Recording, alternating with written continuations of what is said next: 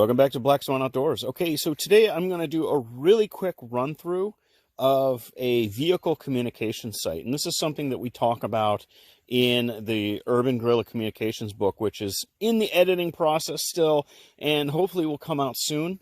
So if you're confused about any of the stuff that I'm talking about as I walk through here, I'll tell you that everything is in the book, but feel free to DM me, let me know, ask me questions. I'm happy to do so.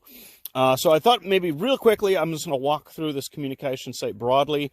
I won't talk about how things are operated or how to build things specifically, but if anyone is interested in specific builds or operation or whatever, please, yeah, like I said, DM me and we can go from there. So basically I just kind of set out a bunch of antennas, playing around with the different antennas, playing around with different aspects of the communication site.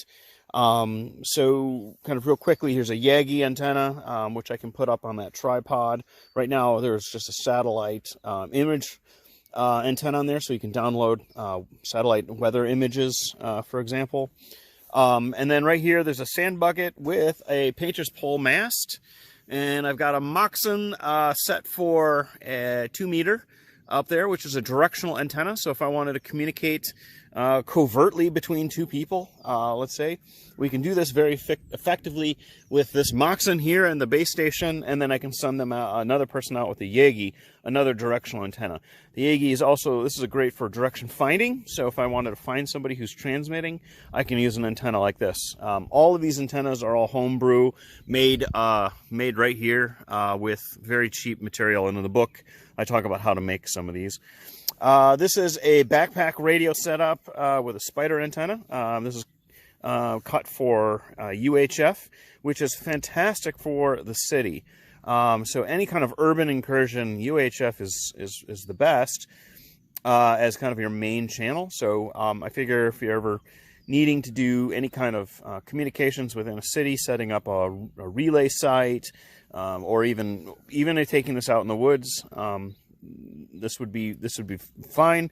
So basically it's just a PVC pole. You could stick the plastic part here at the bottom, has Velcro. You could stick your radio onto, and then there's a battery pack on here, so you have power and an opportunity to extend this antenna out as tall as you need it to be.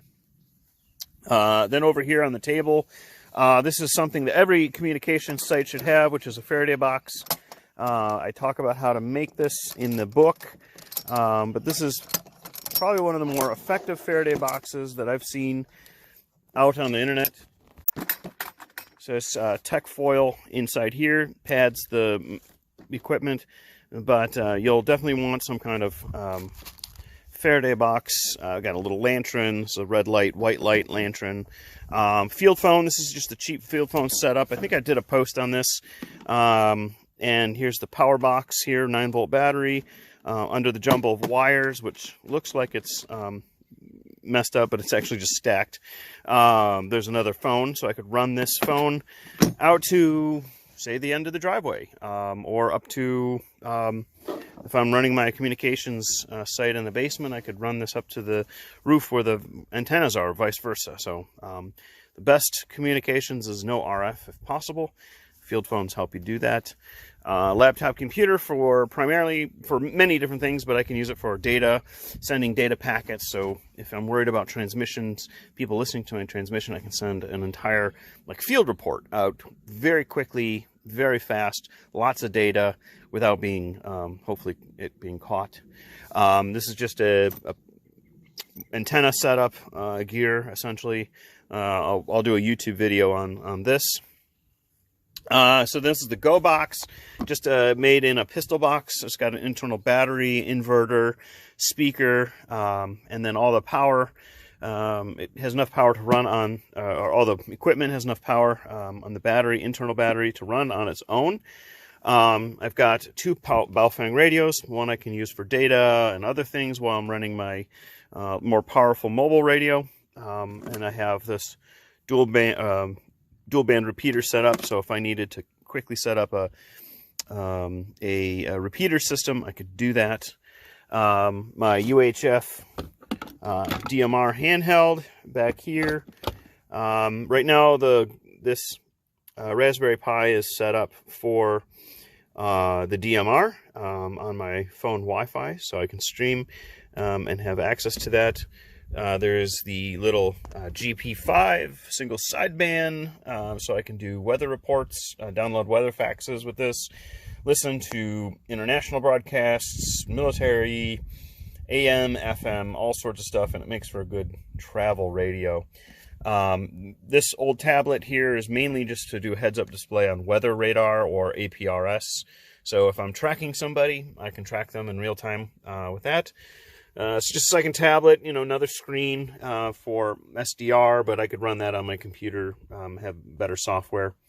So I have just a filter here for AM and shortwave.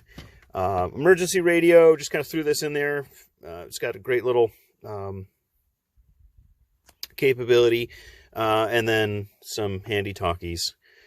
These are, if you needed handout radios for whatever reason, to an emergency disaster or whatever, or just, doing some work projects around the house. Those are fantastic. Then I got my little red LED bulb, and this is a wire end-fed emergency antenna, so this can be configured into 3 different configurations: L, inverted V, and NVIS, NVES setup. So it's just snapped right into the car here. This is the counterpoise, and then it goes all the way up into the mast where I have a J-pole, and then you can see it set up as inverted V. And then right here is my travel discone antenna, which is getting ready for deployment. So I was going to set that up for some FM monitoring. So, and then lastly here is just a solar charger controller, just a cheap 8.5 amp controller for a pair of solar panels that you can see are on the windscreen right now. So